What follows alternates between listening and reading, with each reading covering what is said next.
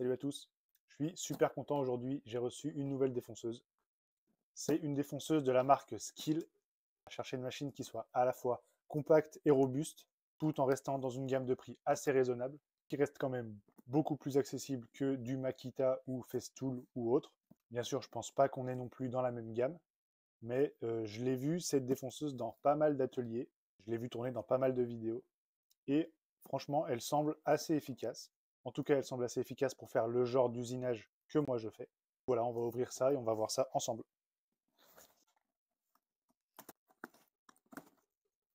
Ça sert pas du tout à ça. On a le manuel avec les petits accessoires.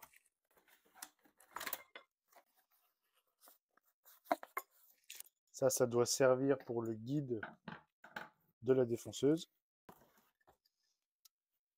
La bête. Et c'est tout. Faites pas ça chez vous. Allez, je regarde un petit peu tout ça, je m'amuse et je vous dis ce que j'en pense à la fin.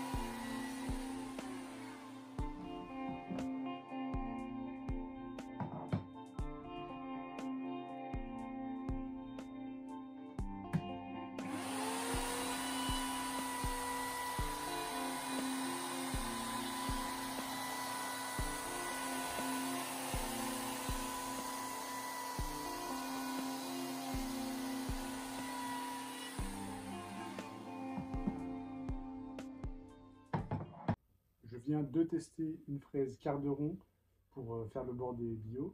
Il n'y a pas de souci, bien sûr. Là, je vais tester le guide pour faire les rainures. C'est parti.